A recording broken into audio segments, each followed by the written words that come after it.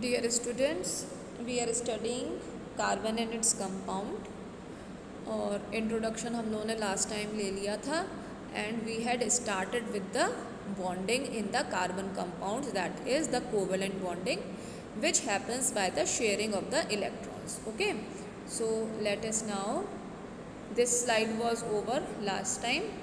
अब हम पढ़ते हैं कि formation of the covalent bond कैसे होता है. तो जैसा कि पिछली बार ही डिस्कस हो चुका था कि कोवेलेंट बॉन्ड जो है उनका जो फॉर्मेशन है वो शेयरिंग ऑफ इलेक्ट्रॉन्स होता है, उसमें एटम्स के बीच में शेयरिंग ऑफ इलेक्ट्रॉन्स होता है. Now if one pair of electron is shared then it results in the formation of single covalent bond. एक सिंगल कोवेलेंट बॉन्ड बनता है. अगर हम दो पेयर ऑफ इलेक्ट्रॉन्स को शेयर करते हैं तो आपका डबल कोवेलेंट बॉन्ड का फॉर्मेशन होता है, और थ्री पेयर ऑफ इलेक्ट्रॉन्स को अगर शेयर करते हैं तो ट्रिपल कोवेलेंट बॉन्ड का फॉर्मेशन होता है. So now let us see one by one हम सिंगल बॉन्ड, डबल बॉन्ड और ट्रिपल बॉन्ड तीनों के फॉर्मेशन को समझते हैं. तो फॉर्मेशन ऑफ सिंगल बॉन्ड में एग्जाम्पल दिया गया है हाइड्रोजन का. So let us start with this. Atomic number of hydrogen is 1. इसकी इलेक्ट्रॉनिक कन्फिग्रेशन भी 1 है, मतलब कि उसके वैलेंस शेल में आपका एक इलेक्ट्रॉन है, that is 1 valence electron it is having. It requires 1 more electron stable होने के लिए. So two hydrogen atoms share one pair of electron resulting in the formation of single covalent bond and hydrogen molecule. यहाँ पे आप देख रहे हैं दो हाइड्रोजन के एटम हैं. हाइड्रोजन मॉलिक्यूल में दो एटम्स हैं, दो एटम्स यहाँ पे शो रखे हैं, दोनों का सिंगल इलेक्ट्रॉन यहाँ पे शो रखा है, valence electrons.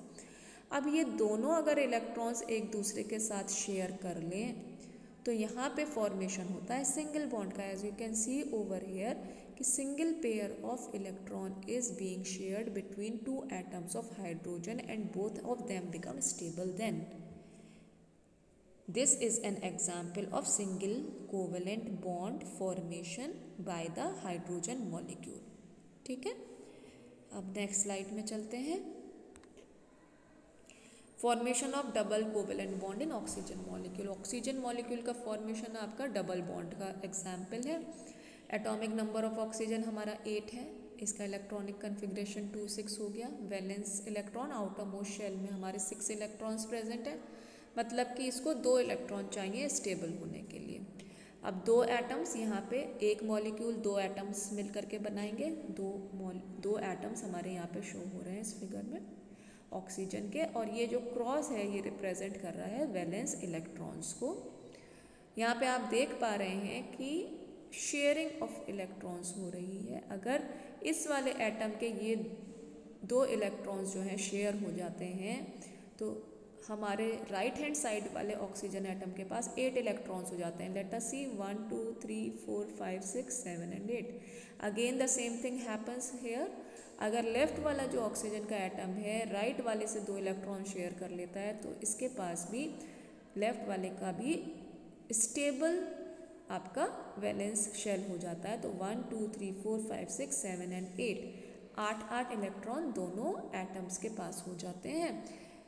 2 pair of electrons का जो है यहाँ पे शेयरिंग हो रही है. This is leading to the formation of O2. यहाँ पे बेटा थोड़ा सा कुछ मिस टाइपिंग हो गई है, मिस टाइपिंग नहीं ओवरलैपिंग हो गई है. तो ये आपका this is O double bond O, this is going to give O2 oxygen molecule. Okay, just this needs to be corrected. Now next आपका आ जाता है नाइट्रोजन का फॉर्मेशन. नाइट्रोजन के फॉर्मेशन में आपका 7 आपका एटॉमिक नंबर है. इसका इलेक्ट्रॉनिक कॉन्फ़िगरेशन 2 5 है. वैलेंस इलेक्ट्रॉन 5 है. इसको 3 इलेक्ट्रॉन चाहिए अपनी आउटर मोस्ट शेल को स्टेबल करने के लिए. Again you can see here आपने 2 एटम्स नाइट्रोजन के शो कर रहे हैं, और ये 3 इलेक्ट्रॉन्स को, 3 पेयर ऑफ इलेक्ट्रॉन्स को शेयर कर रहा है. जब 3 पेयर ऑफ इलेक्ट्रॉन्स को शो कर रहा है तो ट्रिपल बॉन्ड का formation, and it is leading to the formation of nitrogen molecule. Again there is an overlap. Okay, so these two slides was all about the examples of single covalent bond, double covalent bond and triple covalent bond formation.